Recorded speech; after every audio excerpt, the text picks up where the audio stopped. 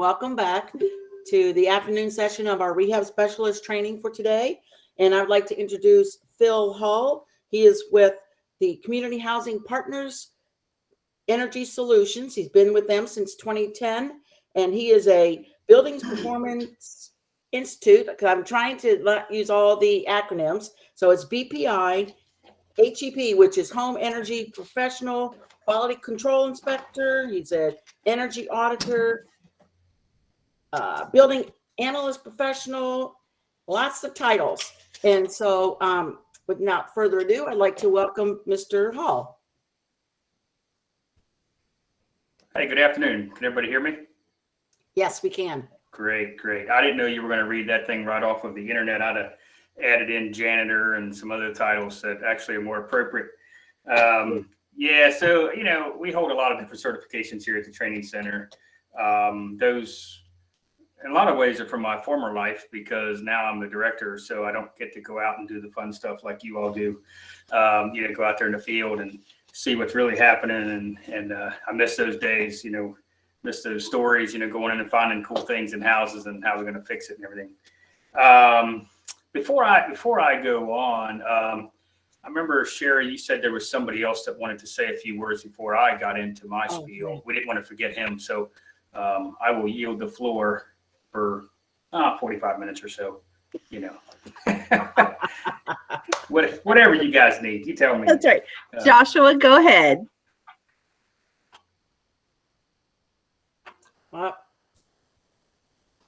Still having problems hearing you.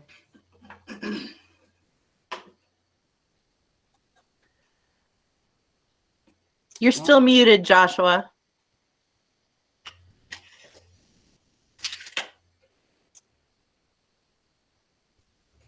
Well, how do we get back in the car so quickly? It's all right. Let me turn myself off.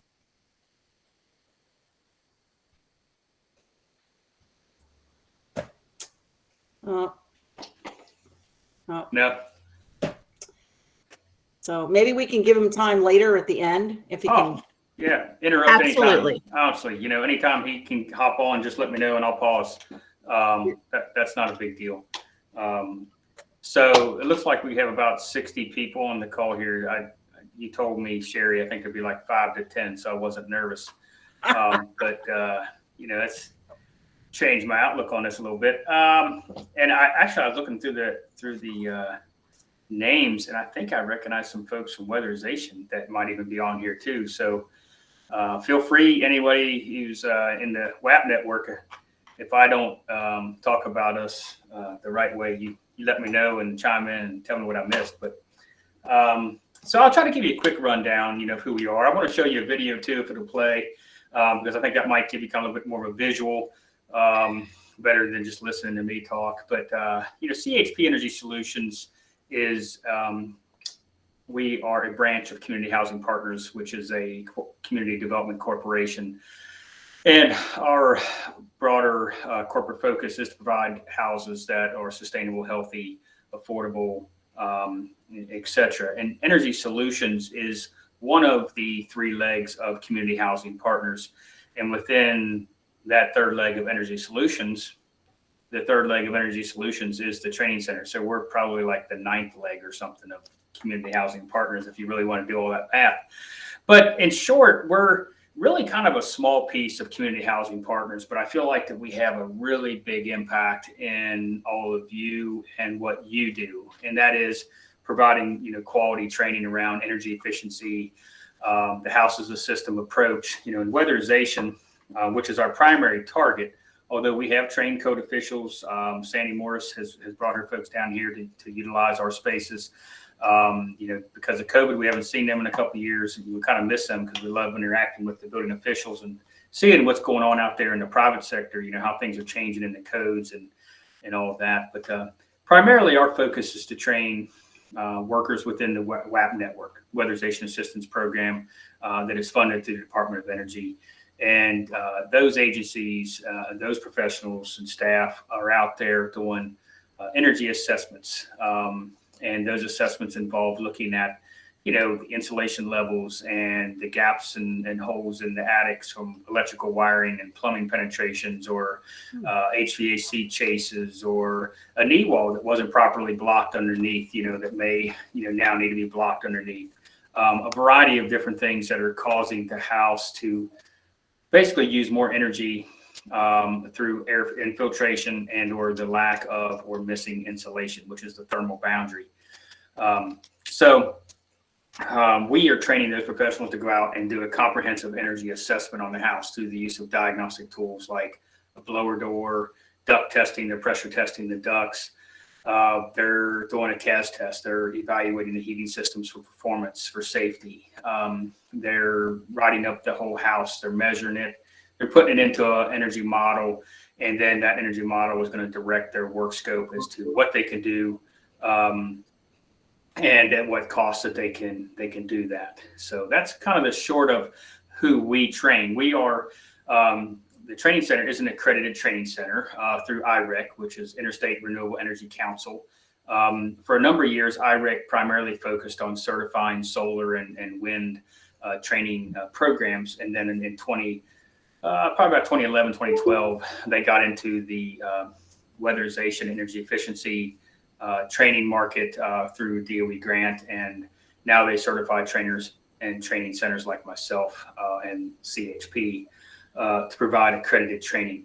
And what does that mean, accredited? It really just means that we've gone through a rigorous process of policies and standards, and our material isn't just like our opinion about stuff. It aligns back to DOE's job task analyses for each course that we are training on, and job designation. Basically, our training center serves all of Virginia, but we also travel a lot. So on an average basis, we are touching and working with about 12 to 15 states in the United States, training all of their weatherization workers, energy auditors, crew folks, doing field mentoring, helping them with quality assurance, at the state level to verify that the houses that were QCI'd properly, and all of that.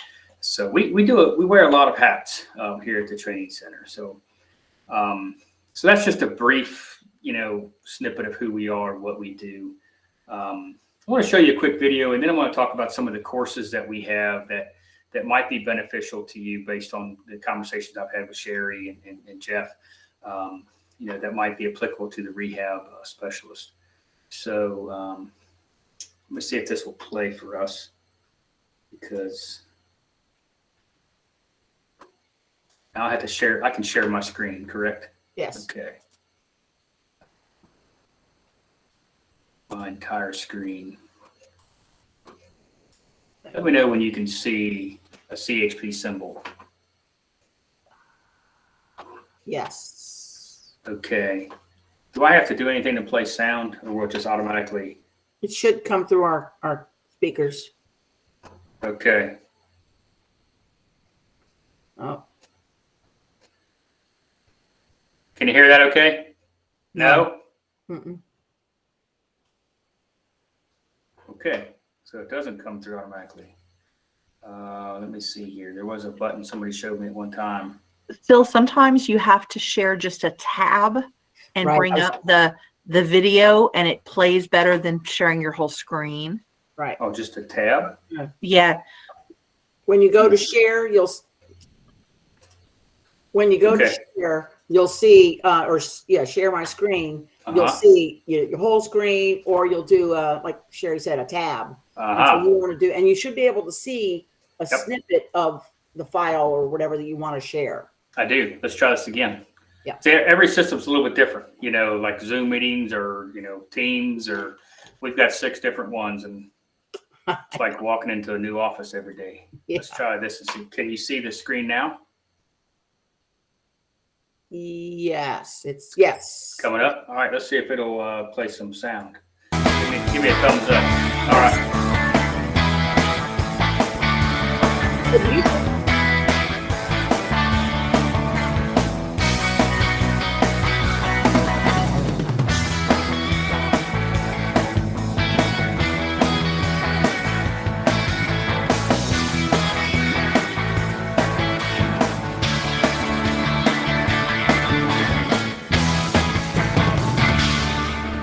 CHP's Energy Solutions Research and Training state-of-the-art facility in Christiansburg, Virginia, has trained more than 30,000 weatherization workers since 1999. Our facility includes 2 training houses, Grandma's House and the Mobile Home Lab. The main facility houses the many training labs and innovative props used to gain practical experience. Among these are the Pressure House and Anthony Cox's House of Pressure that demonstrate how a house works as a system. Our classrooms combine the latest technology and experienced instructors to create an engaging learning environment. All of our students get guided hands-on training to ensure they leave our facility ready to practice what they have learned. We leverage smartboards, iPads, and other computer technologies to control our test houses and labs. This seamless integration of technology into the learning experience allows our gifted trainers to focus on teaching while letting technology do the hard work. We are committed to creating the best online and blended learning solutions for our students. Our development team works closely with our subject matter experts to create quality course content. We utilize video interviews of our experienced trainers to add their insight, as well as video demonstrations that show our learners the right way to perform weatherization work. And last but certainly not least is our cutting-edge 3D animation that enhances our interactive exercises and gives a unique view into the way the different parts of a house work together as a system. In addition to our training mission, we also offer multifamily energy auditing. Our talented multifamily energy auditing team includes many of our best and most experienced trainers, leveraging the latest technology to bring energy and cost savings to more and more families. And when we're not training or performing energy audits, our team is traveling across the country giving presentations, hands-on field training, and mentoring to weatherization workers, energy auditors, crew leaders, and the general public. At Energy Solutions, our impressive facility, gifted and experienced trainers, dedicated staff, and innovative technology come together to make us one of the best weatherization training centers in the country. Community Housing Partners Energy Solutions, trusted building performance.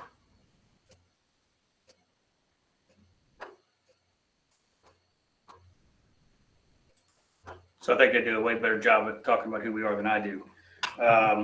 And I like that video, even though it's a little outdated. I have more hair in there. So, but yeah, I think that's kind of a good snapshot of a lot of different things that we do. You know, we have in-house training, we have diagnostic labs, probably 50 to 60%, depending on the class. Some classes are more like 75, are hands-on. So we're not just strictly PowerPoint, instruction and showing pictures of what we've done and what you're supposed to do. We actually try to go out and we want to do it together. You know, let's go out in the lab, let's set up the blower door, let's do a CAS test, let's crawl into the attic, let's show you what we're talking about, let's show you how to air seal physically. Otherwise, it's like, why come here? You might as well just watch YouTube. So we want to put our hands to it. We're very much a hands-on training center. And we also go out in the field and meet our technicians and our auditors and staff, or students basically in the field where they are. We might travel down to Georgia and do a week-long field mentoring with auditors that are diagnosing houses. We might travel up to Minnesota, spent 6 weeks up there crawling under houses and going through attics and showing them how to look at mobile homes, because it was a skill that they did not have or wanted to enhance a little bit more. So we go all over. We do a lot of different things. Why would you want to take a class with CHP Energy Solutions? That was a question I had for Sherry. Why do they want to come here? And the codes are changing, for one. I think that's probably one of the biggest incentives or needs, that can help you with, is how many people on the call. I don't know. There's no way to see everybody and raise their hands, but know about a blower door test. Have they heard that come up? You have to do a blower door test to get a CO. For your project. 5 years ago, that wasn't really a big thing, especially, for the codes or for, private industry. Donald, I've seen some people saying yes, a lot of people. Everybody who's in weatherization had better say yes. I can see your names. Three. 3 hands raised so far. 3 out of 60. 4. Some people are just shy. Just you know. more. There we go. There they come. Getting it. All right. I have So, 10. So you've heard of it, but how many of those hands can actually perform a blower door test? You know, that's the other question.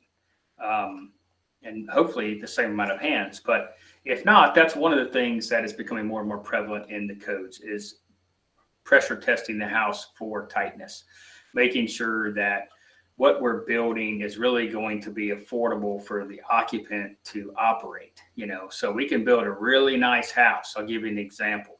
I used to work in Boone, North Carolina. And in Boone, North Carolina, if any of you have been there, is kind of a second home territory for a lot of folks coming out of Florida. And there's some big homes. I learned to do energy assessments on the average size house of about 5,000 to 6,000 square feet, you know, and up. And this one particular house, you know, that I got called to do an assessment on. We were paid by the HVAC contractor who had recently gone through one of our classes, because everybody was pointing at him saying, my house is uncomfortable. What did you do wrong? And he's like, I did everything right. And to prove that point, I'm going to pay this other person to come in and test the house. Now, to be fair, we should have tested the duct system too, because I did find a few things, you know, with his connections. There were a few gaps, but it wasn't bad. But overall, he knew that you can build a really nice house, and you know, the architect was there and the builder was there and everybody's really proud. You know, this house is $3 million. You know, puff your chest out. Yeah, look at the granite countertops and look at all this stuff. And I said, yeah, that's great. But what the blower door is telling me is that this house is like being outside because it is really leaky.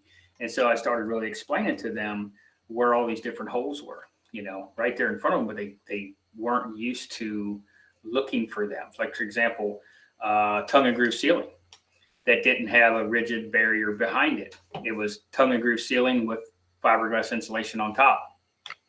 Might as well not even be a ceiling, because tongue and groove is not a solid air barrier. There's all those little gaps and cracks. And when you run the blower door and you put a thermal camera on that, it just lights up like a Christmas tree because all that air coming through that ceiling surface. And so when you've got about 3,000 or 4,000 square feet of that, you don't have a good roof on your house. And the HVAC guy knew that and said, I'm going to pay these other people to divert the attention for me to the builder and to the house itself. And so the blower door is really effective at really kind of, giving you a firm number and I'm looking for a word. I just forgot it because it's 3 PM. I've been on Zoom calls all day, but basically justifying how well you did on building the house. How well did you air seal the house? And the codes, I think they used to be at 7 ACH. I think they might be down to 5 ACH. Somebody correct me if I'm wrong. I'm seeing it now down to 5 ACH.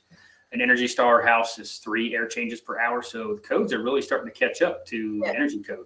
And Donald Goodwin said it's 5. 5, yeah. So, but just in a few years, in a few code cycles, we've gone from 7 and 10 down to 5. And Energy Star has always been 3 ACH. And the energy code has always looked at 3 ACH as that optimum level.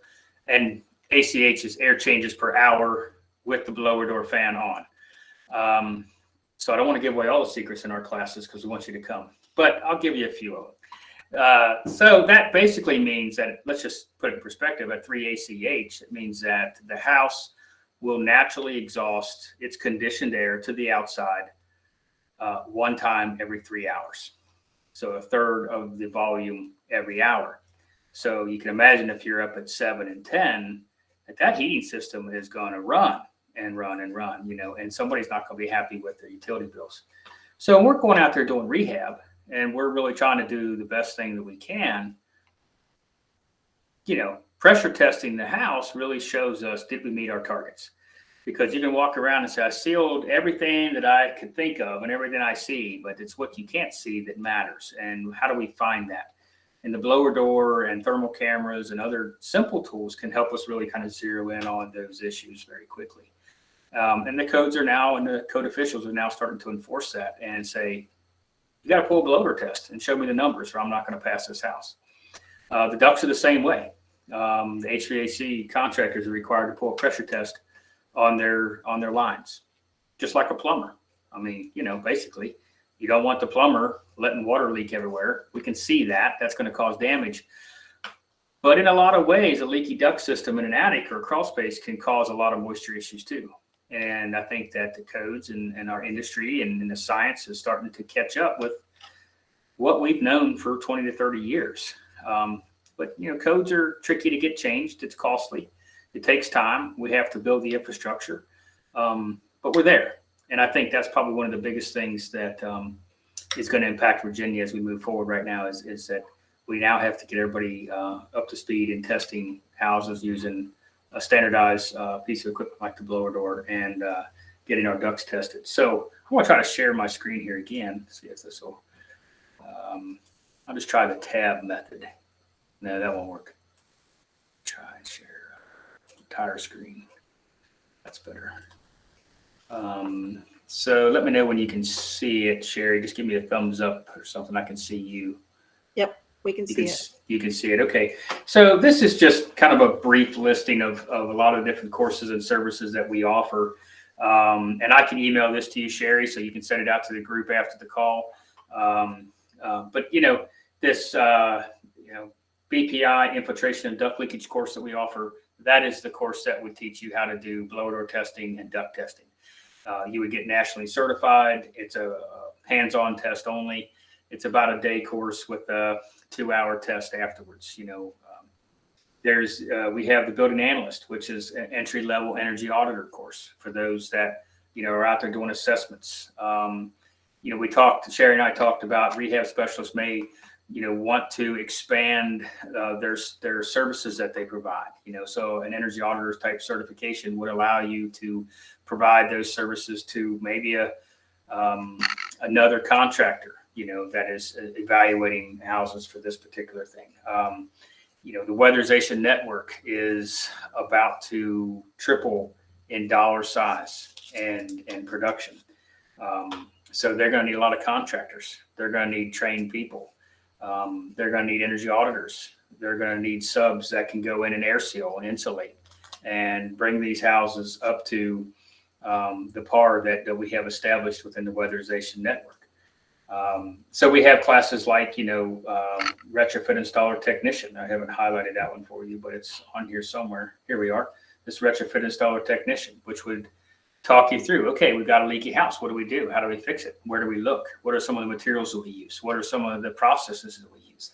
How do we air seal or insulate a wall that has drywall on one side and brick on the other? We don't have the dollars to take the drywall off. We don't want to cause a major construction here. Is there a way that we can get insulation out of the wall? Yes, there is. So we can show you how to do that. And that insulating that wall in that manner also air seals that wall really well, because we're not just putting it in loose, we're dense packing it so that it's so tight that air cannot move through that wall very effectively.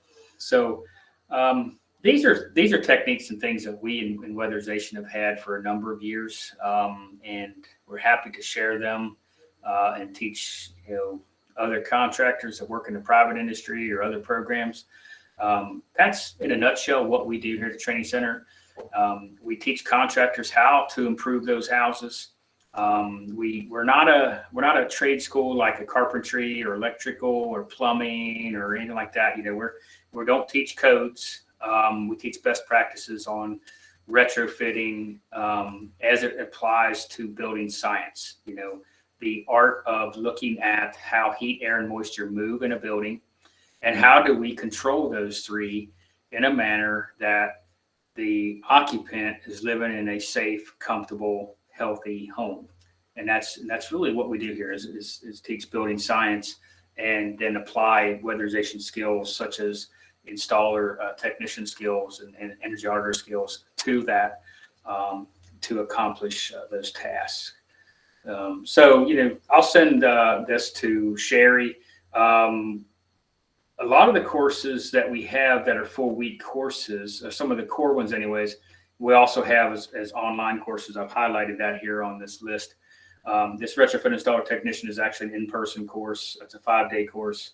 The crew leader is a 5-day course. Energy auditor, this is a higher level auditor course. It's actually a 2-week course. But all of these are online courses here that if you just wanted to become exposed to this world and say, well, what does the energy auditor really do? And what are some of those things that they would need to know? It'll take you through pretty quickly some of the big stuff, I guess, a snapshot of it. But it's a 4-hour energy auditor online course does not replace our 2-week in-person course by no means, as far as the knowledge, content, and experience that you're going to gain. So just keep that in mind. It's not a certification. You'll get a certificate of completion upon passing it, but it's not a certification. All of our classes receive a certificate of completion because we are an accredited training center. We do have to provide some sort of certificate from us as a training center, except for those courses that are preparatory for, say, a BPI certification like the building analyst, because you would go after that certification.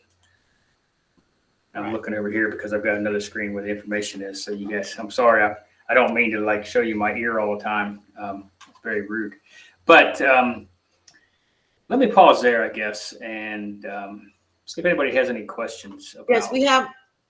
Thank you, Phil. We have one comment from James Moss. He says not having the appropriate air exchange can be a significant issue. It does need to be exchanged in an appropriate manner. So James made that comment. And then we had Kenny Rogers wants to know, can you discuss briefly lead-safe weatherization? So lead-safe weatherization is an online course that DOE was requiring for all workers that work in the weatherization assistance program. It's no longer a requirement. They've resorted back to the RRP, the EPA class, renovate, repair, and paint, as far as working on houses that have lead-based paint. But there are still some states like Virginia that for their weatherization workers, they want everybody to hold some knowledge of working with lead, even though EPA only really requires one person on the job site to hold that knowledge to manage that job site. Virginia has still kept that LSW requirement in place that DOE passed down years ago across the weatherization network. And on the air changes per hour comment, I just want to clarify that we have to be really careful that we understand that houses don't need to breathe. Okay, the people within them and the appliances that need oxygen need to breathe. So what we teach is you build it tight and you ventilate it right. So a lot of these houses now, the code is getting them down to 5 air changes per hour.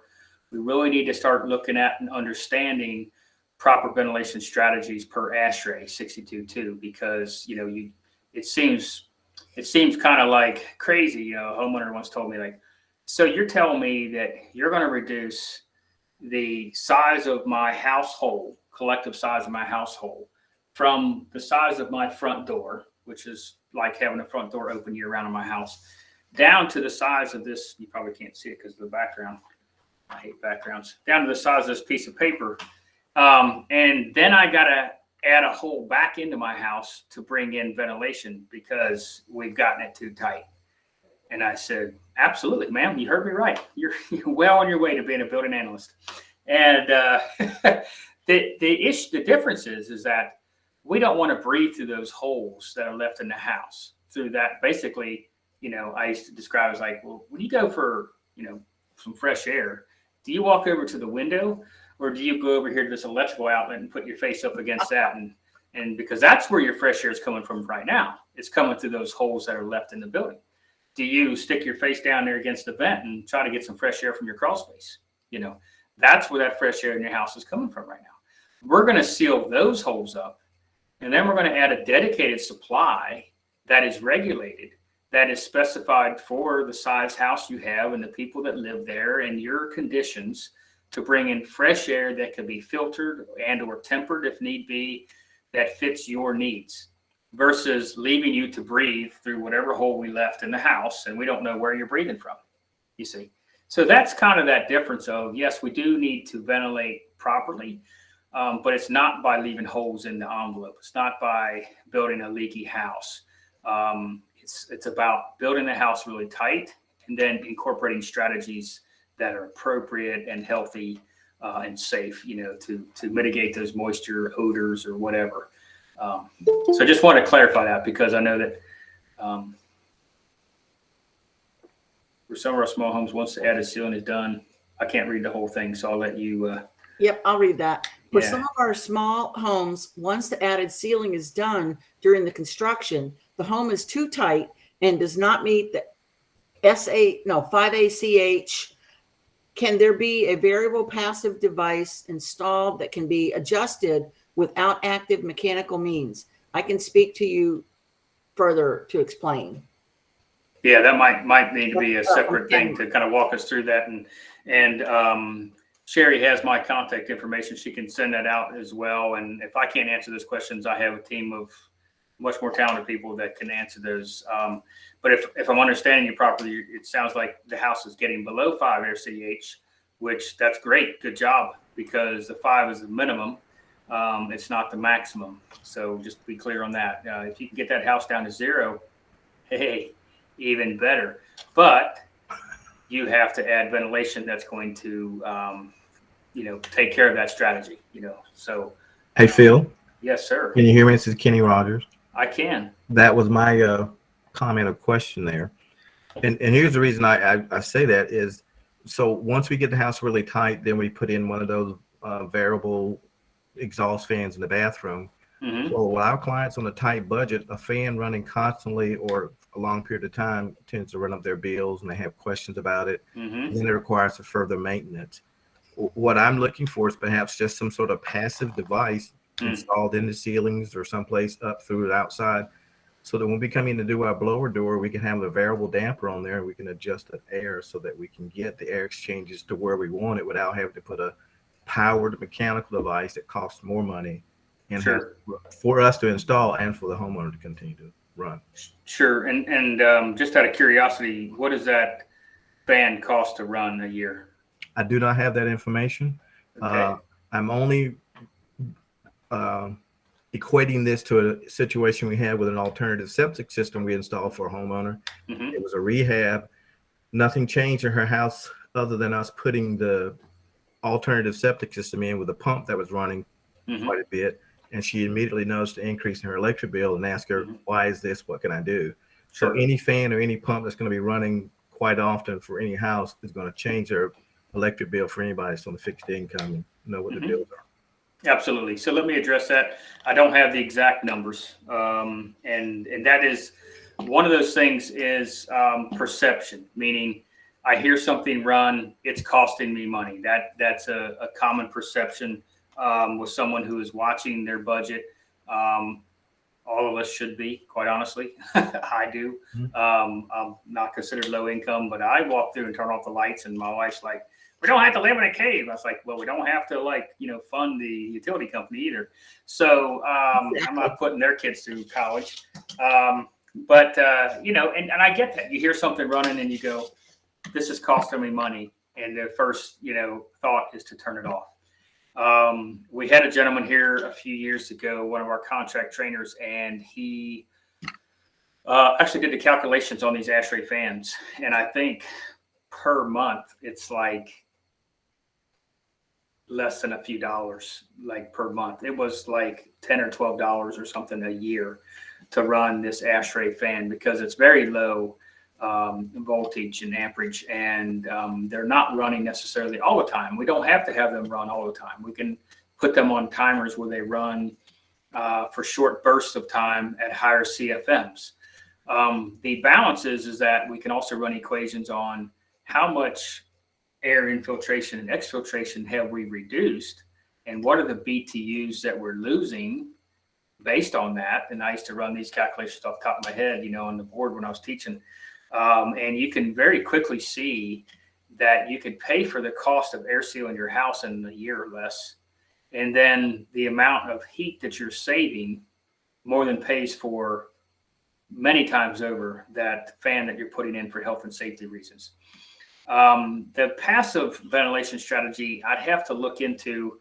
The reason we don't use the passive ventilation strategy as much as I think we used to is that it's sort of like air infiltration and exfiltration, because that's passive. It's going to ventilate on its own, and weather has a big impact on the amount of ventilation, and it's often not enough to really mitigate moisture issues in the house where we have cooking and laundry or pets and we breathe. That causes moisture problems because we're exhaling moisture. We have plants, aquariums, whatever else in our houses that, put off moisture. So the passive strategy, I don't know of any off the top of my head that would be really effective when you get down to a really tight house. Mechanical is probably your best bet. Now, there are options that you can add into the HVAC system itself. So it's not, say, a bathroom fan.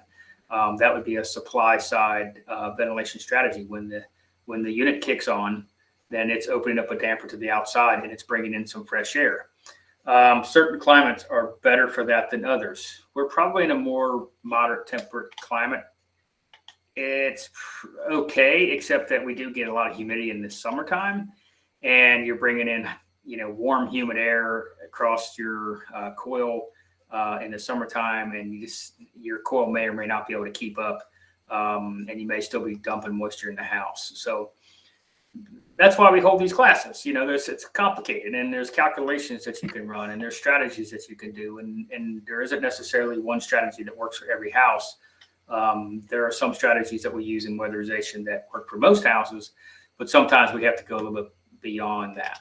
So does that help with your question, Kenny? And we could talk more offline if we need to discuss it further, but just want to be clear that those exhaust fans, we use, I think, Panasonic a lot of times, not to name drop, but it's one of those that's been pretty effective. It's a Whisper Green model for our exhaust fans that we can set the timer and we can set the amount of CFMs on the fan, and they don't cost as much as we think they do.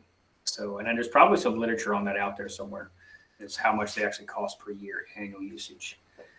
Okay, we had a question from Vincent. You had your hand raised. Do you still have a question, or were you answering the poll, Vincent? Yeah, that was a mistake. I didn't mean to raise my hand. I apologize. Oh, no problem. I thought that's what it was, but I just wanted to clarify. Thank you for checking. Sure. And does anybody else have any questions, concerns, or something they want to raise with Hey, Phil? Phil, this is Kenny. Thanks. That was help. I will contact you further just to give you ideas about what I was talking about. Okay, sure, absolutely. Yeah, it's I know it's hard to explain over the phone and a few minutes to get into everything, but that's just wanted to throw those few things out there. Yep. And then, Phil, we have a question from James Moss. James, Okay. if you want to go ahead and ask the question, or Yes, if you don't mind. I do want to say that I was fortunate enough to take a class that was given through the Jack Proctor Building Code Academy at their facility early on.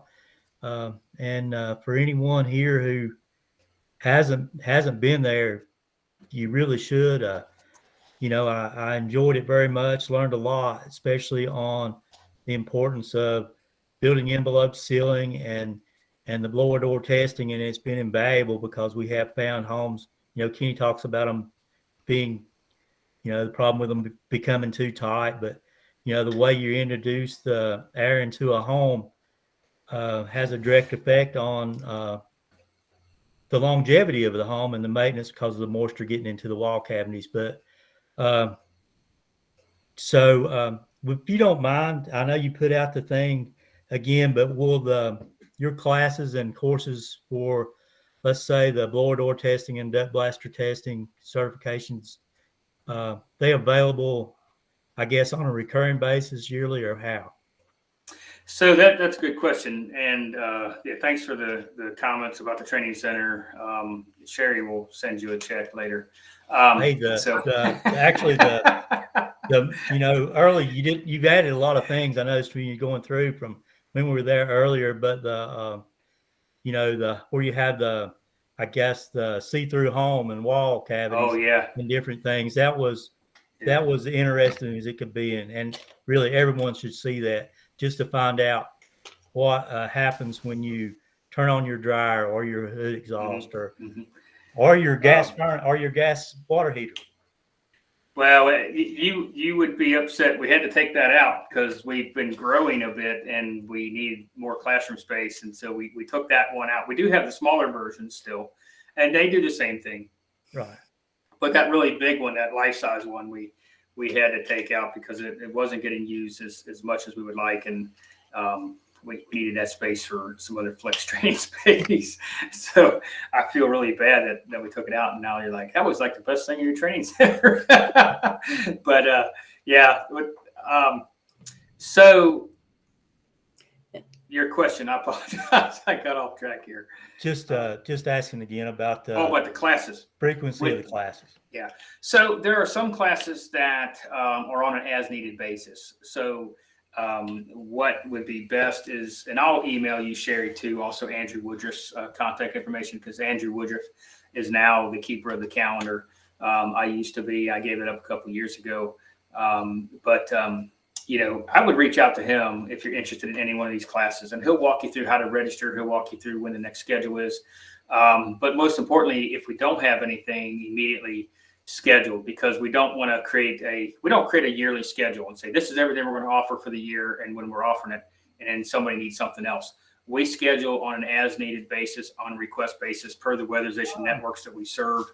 And the best way is if we don't have something on our schedule, if you look at our website and say, well, I don't see when that class is offered, reach out to us. We're going to have you register. We're going to then, that keys us to put you into a wait list. And then when the next class is scheduled, or we get 2 or 3 other people, like you, we're going to say, okay, we've got enough people for a class. All right, here's what we're thinking. Can you all make it? So we will schedule those on an as needed basis. If there's a big need, sometimes we'll just schedule a couple of them to see what else is out there. Okay. But yeah, don't be deterred by, I don't see anything on your schedule right now, so you probably don't offer that. Call us, and we'll sort it out.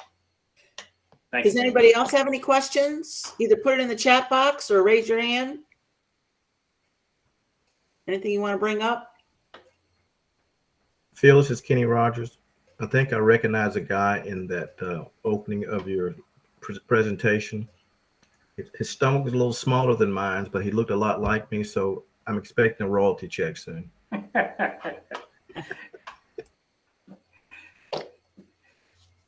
Anybody else?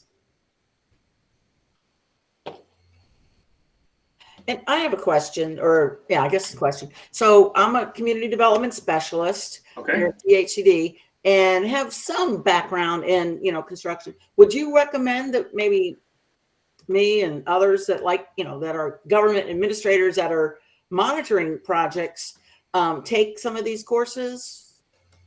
Oh, absolutely. And I have to say that because I'm a director of the training center that, I recommend. Yes, I had a feeling it was like a softball. Full disclosure, I'm never going to say no. Right.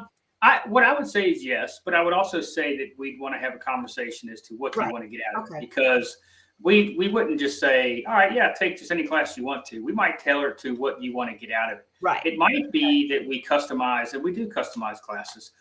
We might customize a webinar for 3 or 4 hours and just take you through some basic building science and do some demonstrations for you. Just give you kind of a big picture overview of what the house of a system approach looks like and what does weatherization look like and whatever. We might say, if you wanted to, say, all right, well, we'll bring your team down here, and we've done that with DOE and other state partners, and maybe we put you through the retrofit installer technician class, or maybe it's a hybrid class of a couple different things, or maybe just a 2-day information taking you through different, stations, and we'll demonstrate blower door, demonstrate CAS, and demonstrate some air sealing. And maybe you don't necessarily walk away with a certificate, but you walk away with big picture knowledge of, okay, now I fully understand what this is and how this works, so that I can then direct the people that I'm working with to the appropriate classes or the appropriate knowledge base or whatever. Yeah. So reach out to us. We'll customize it for you. Will. Definitely. Yeah. Because I just know that, I know enough to be dangerous. So that'll be helpful. I'll reach out to you later. Thank you. Okay, great. Anybody else have questions or anything they want to bring up regarding this presentation? So I have a quick question for our audience. Being that we saw how many of you all, don't have that blower door testing, how many of you all would be interested in a class for teaching you all how to do the blower door test? You can just pop it in chat, or One, Luke. Okay. we got two, Tammy. three. We've got Kenny. Kathy. Kenny. James. Yes. So we've got 1, 2, 3, 5. 4. Earl. Phil. Okay. So there's 7 right there. Yeah. Yeah, that's why I say we'll get you Andrew's contact information, and we get 3 or 4 people together. We're going to hold a class. So Good. absolutely, and we are teaching classes in person. We are teaching classes virtual. We are doing hybrid classes where it's parts of it might be virtual, and then the second part might be in person because it's a hands-on activity or test out or whatever. We are practicing, social distancing in our training center as much as we can. So we do teach smaller classes than what we used to teach. We've been doing that since May of 2020. So we kind of paused for a little while. We restructured a little bit, and we got back out to it, and haven't had any issues with it. So just let you know, we do have some protocols around COVID and coming in and checking in each day and check the temperature and that sort of thing. But, otherwise, we are in person and we do travel. So if there's a need, on the other end of the state for some reason, we'd have to talk about that pricing because it's a little bit different than holding it here. Happy to help you out. And then we have a question from Joanne. Do our grantees coordinate with WAP for blower door test? Say that again. Okay. Do our grantees, DHCD grantees, which are local units of government, coordinate with WAP? I'm not sure what. WAP. Yep. WAP. Okay. For blower door test. Can they coordinate, or do they currently? Do they currently coordinate? I don't know. I guess that's a question. If there's any WAP agencies on the phone, typically sometimes when we get a call from a local builder that's not local to us, local in Virginia, they might say, well, we need a blower door test. Will you come down to us? I was like, well, you're 3 hours away from me, but there's a weatherization agency right around the corner from you. And so we give them the number and say, hopefully they'll do it for you. They've been trained, they've been tested out. So I would say that if you contact your weatherization agency and they won't do it, let me know. We'll see who else is out there. We're connected to a lot of people. And we actually, CHP covers about 40% of the service territory of Virginia. So we probably are going near you anyways. But I would rather, somebody local help you out. Okay. I can't speak for them. I hope they would. They've got the knowledge, and we have directed builders and folks to them, and pretty sure they've done it. Right. Yeah. Okay. Any other questions? We have, let's see, Luke, Tammy, Kathy, did you all raise your hand because you have the, you would like the training? Is that why your hands are up? Yes. Okay. That's why. Okay. So anybody else have any other questions? Either raise your hand or pop something in the chat and I'll convey that to Phil. Okay. Yeah. And I'll send you some of our course cut sheets, information sheets for this blower door duct testing course. We do have just a half-day duct testing course if people are just interested in duct testing because maybe they're an HVAC contractor or that's all that they really do need. If you're going after the blower door, I probably would just do the IDL and just get both and be done with it because there's similar technology and then you're certified in both areas and why not? And we would give you the BPI certification so that you're nationally certified. I don't see any reason to not do that as well. It's a little bit more cost, but for what you're getting out of it, I think it's well worth it. There are some BPI certifications that people ask for that honestly I've said, no, you don't want to do that because it's just not cost effective for what you're doing or trying to achieve. But the IDL is a good certification. It's a very good entry level certification. And especially if you're, working to build things to code anymore, the codes are moving to blower door testing and duct testing across the United States. So. Okay. Luke, you have your hand up. Did you have a question? Luke? No, ma'am. I was Okay. just raising my hand regarding really wanting to do some of the blower door testing. Awesome. Yeah. All right. Thank you. Anybody else have any questions or comments? If not, Sherry, what time we're done at 3:50? It's 3:41. Yes. So I want to say thank you, Phil. This has been very enlightening for our grantees, and I am hoping that a lot of these classes will kind of fit into what they're looking to do, and I will definitely be in touch on the Amanda.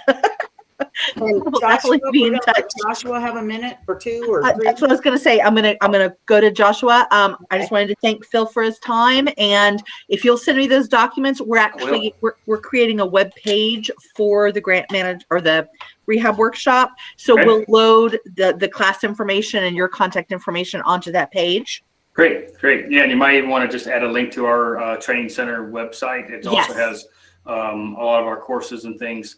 And hopefully I will tell you, we will get back to doing our builders boot camp. On our website, you will see what that is, and it's really just a open 2-day event, intensive building science event. It's open to weatherization folks, code officials, builders, rehab specialists, anybody that wants to learn about how to make houses, Cool. safer, healthier, more energy efficient and whatnot. So it doesn't have a scripted certification or anything like that. It's just come and learn. It's kind of like a conference, but I don't like the word conference because you don't get to pick and choose what you go through. You go through everything and it's intensive.